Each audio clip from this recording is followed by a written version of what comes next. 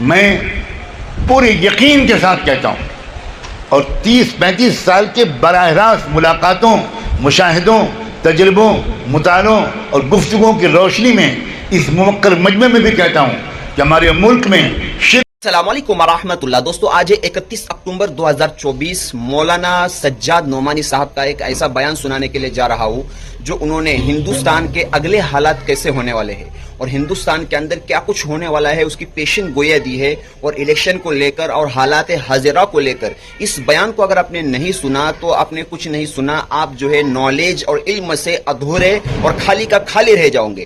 آپ کو دوسری ویڈیو جو بے فائدہ کی ہے اس کو دیکھنے میں تو مزہ آتا ہے، لیکن ایسی ویڈیوز جس کی ہم کو ضرورت ہے، جس سے ہمارے علم میں اضافہ ہوگا، ویسی ویڈیو ہم لوگ نہیں سنتے۔ میں درخواست کروں گا اس ویڈیو کو سنیں، مولانا سجاد نعمانی صاحب کا ایک ایک حرف آپ سنیں اور اس ویڈیو کو آگے ضرور شیئر کریں۔ میں پورے یقین کے ساتھ کہتا ہوں اور 30-35 سال کے براہ راست ملاقاتوں، مشاہدوں، تجربوں، مطالعوں اور گفتگوؤں کی روشنی میں اس موقر مجمع میں بھی کہتا ہوں کہ ہمارے ملک میں شرک اور کفر کی سونامی لانے والے دہشت گردوں کو بالکل یقین ہے کہ اسلام دین برحق ہے۔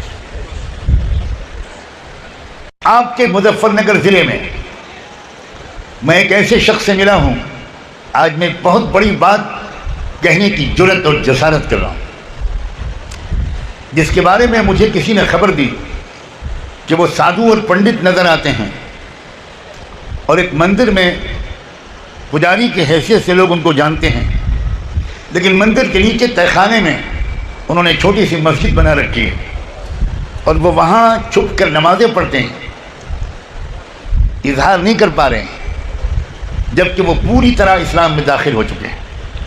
میں ایک دیوانہ قسم کا انسان ہوں، مجھ سے رہا نہیں گیا جب مجھے یہ بات معلوم ہے، اور میں کس طرح پہنچا ہوں ان تک یہ بس میرا اللہ جانتا ہے۔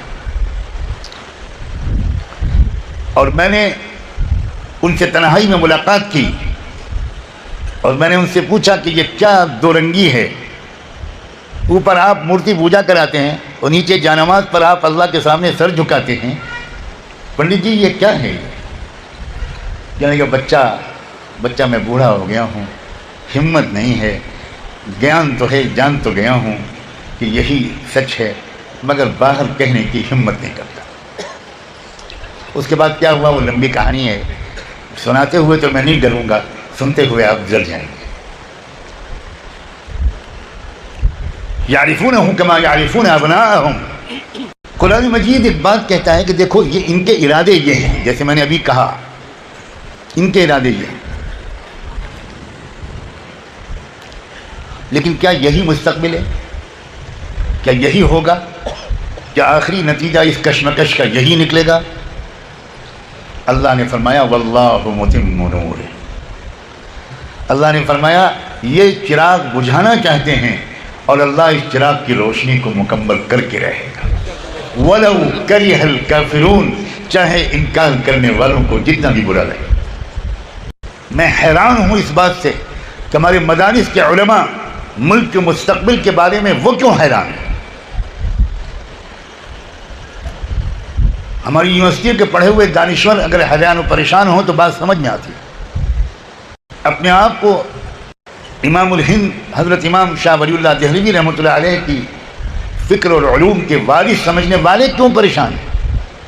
مجھے واقعی اس پر حیرت ہے، اور آج میں اکابر علماء کے سامنے، آپ سب کے سامنے اپنی یہ حیرت کو ایک طالب علم کی حیثیت سے پیش کرنا اپنا فرض سمجھتا ہوں۔ حضرت شاہ ولی اللہ رحمۃ اللہ علیہ نے اپنی مشہور کتاب تقسیمات الہیہ میں ایک باب باندھا ہے جس میں انہوں نے لکھا ہے، ایک باب باندھا ہے کہ ان قوموں کی تاریخ اس باب میں بیان کرنے کی شاہ صاحب نے کوشش کی ہے جن قوموں کو نبوت محمدی سے ہدایت بھی ملی اور عزت اور اقتدار بھی ملا۔ اس میں سب سے پہلے آپ نے قریش کا ذکر کیا، عربوں کا ذکر کیا کہ ان کو ہدایت بھی ملی اور ان کو خلافت و اقتدار بھی ملا۔ اس کے بعد تاتاریوں کا ذکر کیا، میں بالکل خلاصہ پیش کر رہا ہوں، تاتاریوں کا ذکر کیا کہ تاتاری اتنے بڑے اسلام دشمن تھے، مسلمانوں کے اتنے خونی دشمن تھے کہ خون کی ندیاں بہا دی تھی تاتاریوں نے، قتل عام کرتے تھے مسلمانوں کا.